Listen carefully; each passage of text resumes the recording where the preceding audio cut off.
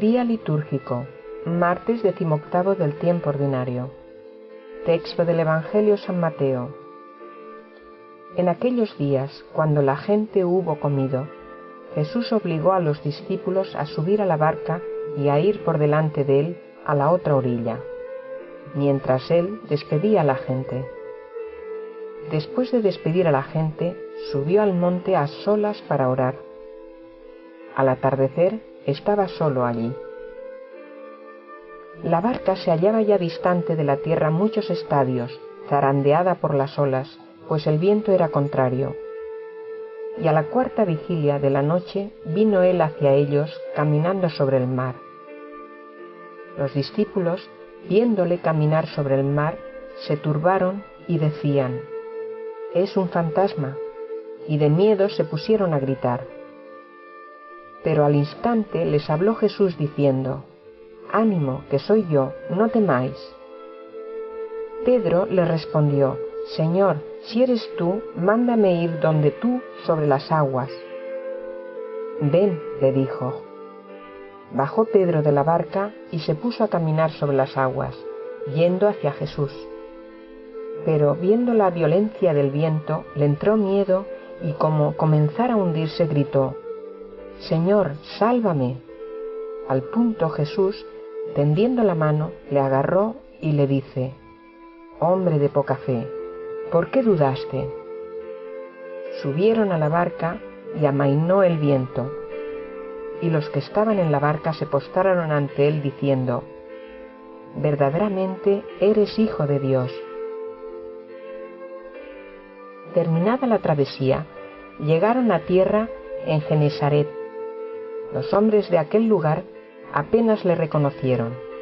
Pregonaron la noticia por toda aquella comarca y les presentaron todos los enfermos.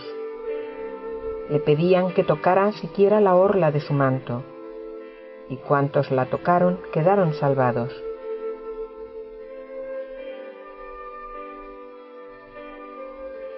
Comentario por Fray Luc Torcal, monje de Santa María de Poblet, España.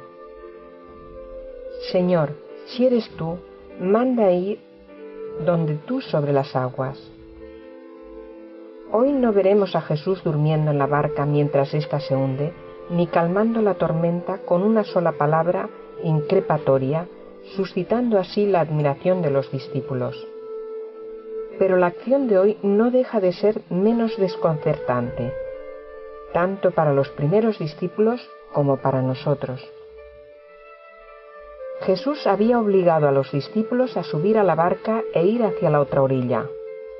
Había despedido a todo el mundo después de haber saciado a la multitud hambrienta y había permanecido él solo en la montaña, inmerso profundamente en la oración.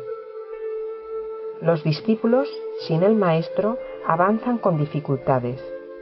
Fue entonces cuando Jesús se acercó a la barca caminando sobre las aguas. Como corresponde a personas normales y sensatas, los discípulos se asustan al verle. Los hombres no suelen caminar sobre el agua, y por tanto debían estar viendo un fantasma.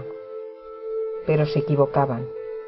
No se trataba de una ilusión, sino que tenían delante suyo al mismo Señor, que les invitaba, como en tantas otras ocasiones, a no tener miedo y a confiar en Él para desvelar en ellos la fe.